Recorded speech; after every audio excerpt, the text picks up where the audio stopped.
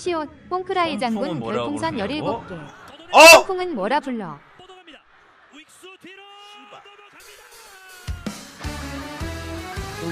똥밑주 장군 별풍선 17개. 똥밑주 장군 별풍선 17개. 9회 동점 3런? 박혜민? 시옷, 뽕크라이 장군 별풍선 4개. 재계약 확정표 가져가십시오. 몇 년을 원하는가? 총액 4년 65억의 계약 규모로 오늘 좀 전에 확정이 되었습니다. 좋은 건가요? 수여명? 네, 일단 좋아하시면 됩니다. 이런 것도 정해주는 거 좋아하죠. 일단 좋아하시면 되고요. 보장 60억이고 인센티브가 5억이 들어가 있는 그런 계약 규모입니다. 뭐 다들 알고 계셨겠지만 타구단이라면 역시 한화는 일찌감치 좀 떨어졌고 KT와 LG와의 경쟁이었던 것 같은데 KT에선 더 큰 규모의 계약을 제안을 했는데 이 박혜민 선수 스스로 이 LG와의 4년이 굉장히 만족스럽고 뭐 또 팀의 충성도 이런 것들도 좀 있었나 봐요. 그래서 많은 금액을 포기하고 LG에 남기로 결정을 했습니다. 근데 뭐 사실 그 금액이 제가 추정컨대 한 10억 정도 차이, 굉장한 돈이죠. 굉장한 돈이지만 이 서울팀, 서울을 연고로 하는 팀에 이 굉장한 이 팬덤이 있는데 그 팬덤 중에서도 거의 뭐 세 손가락 안에 들지 않나? 박혜민의 인기가. 이런 뜨거운 사랑을 받고 이제 노장으로 접어드는데 노장이 다른 팀에 새로 들어간다는 게 어지간한 금액 차이 아니면 조금 옮기기가 어려운 부분도 있었을 것 같아요. 박혜민 65억? 생각하기에 따라서 비싸지 않을 수 있습니다. 이건. 실제로 올 시즌 중견수 WAR 1위 누굽니까? 박혜민. 그냥 중견수 1등이야. 올해 수비상도 받았죠. 우르크 WRC 플러스도 1위입니다. 그냥 제일 잘하는 중견수예요. 지금.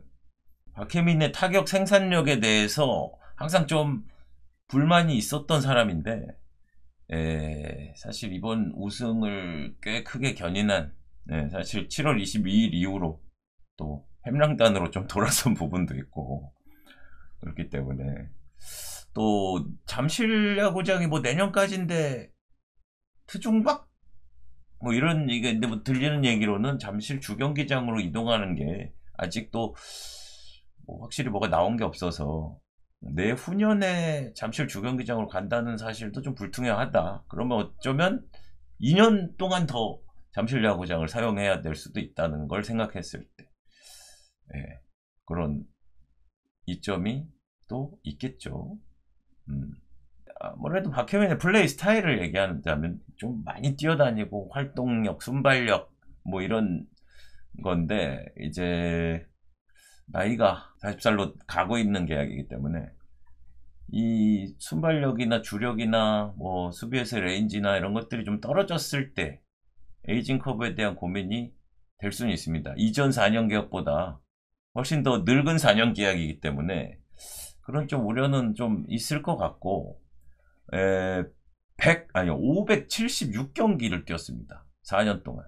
전 경기를 뛴 거죠. 전 경기를. 사실 65억이 비싸다고 생각하는 사람들은 또 바꿔서 생각을 할 필요가 있는 게 이거는 4년 동안 박혜민의 대안을 만들지 못한 우리에게 내리는 벌 같은 거야. 4년 동안 어떤 대안도 만들어내지 못했어요. 까놓고 박혜민이 얼마를 불러도 울며 겨자 먹기로 할 수도 있는 상황이었죠. 뭐 바로 최원영인데? 주전 중견수 최원영, 김현종으로 가버리는데 이거는 프로야구단 특히 우승팀이 뭐 리핏을 도전하는 팀이 이런 선택을 한다는 건 저는 말이 안 된다고 보고 그래서 이번 계약 안에 박혜민의 대안은 반드시 만들어야 됩니다. 분명히 아마 내년에도 시즌 초반이나 뭐 이럴 때 중반에도 그렇고 박혜민 특유의 그 힘없는 타구, 국자 타격 뭐 이런 거에 대해서 좀 탄식이 많이 나오긴 나올 거예요. 이게 선수가 어떤 드라마틱한 변화가 있지는 않을 거예요. 타격에서. 근데 고무적인 건 올해 FA 로이드든 어쨌든 간에 타출 갭이 1할이 났어요.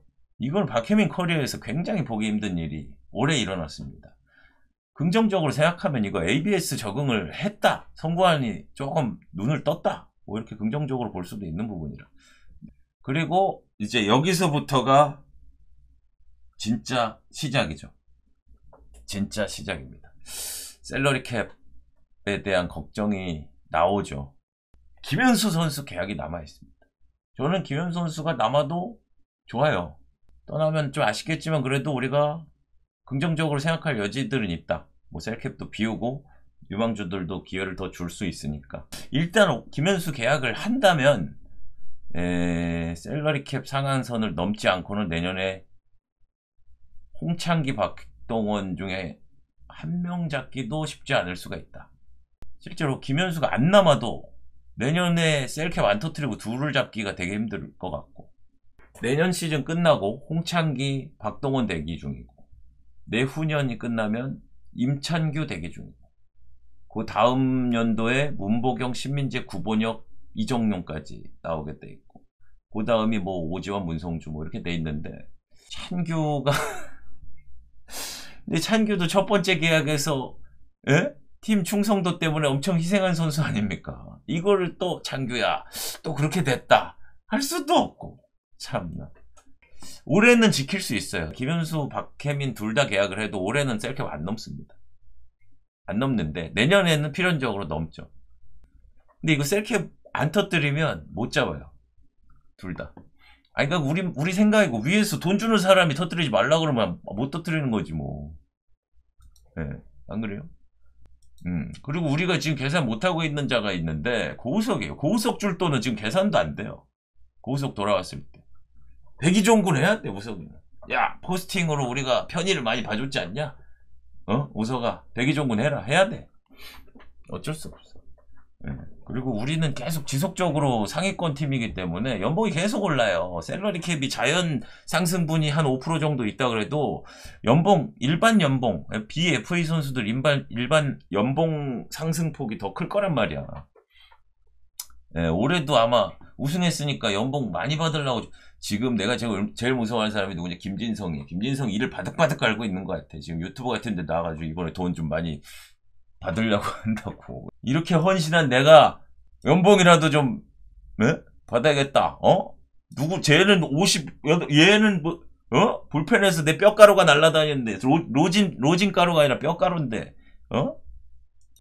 일반 BFA 선수들 연봉 채워주기도 좀 쉽지 않은 상황인 거예요 지금. 우리 프런트에서 당연히 그런 거 다 계산하고 있을 거예요. 그리고 또 이제 조만간에 또 김현수의 계약 소식이 들어오면 이제 이거부터 해야지. 이거부터 요거 그 뭐야 인터뷰한 거 있잖아요. 그걸 내가 풀 버전을 보니까 약간 좀 맥락이 다르던데.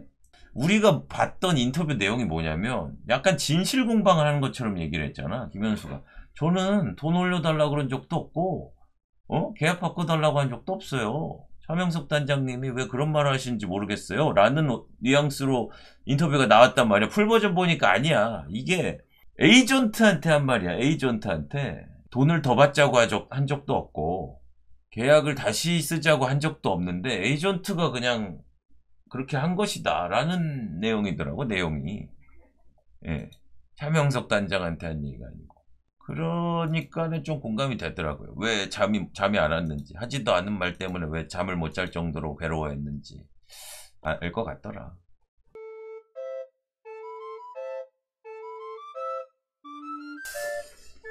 좋은 소식 들고 왔습니다.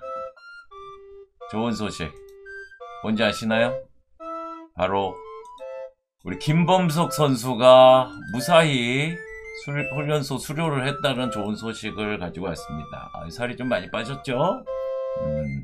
다행히 낙오하지 않고 우리 범석이가 이제 진정한 군인이 되었다 라는 빅뉴스를 들고 찾아왔습니다. 살이 빠진 겁니다. 뭐 여러분들 보실 때는 다 비슷해 보이겠지만 감량이 좀 많이 된 걸로 보이네요. 이제 다시 잊어버립시다. 잊고 있다 보면 틀림없이 훌륭한 또 선수로 돌아올 거라고 저는 믿고 있습니다.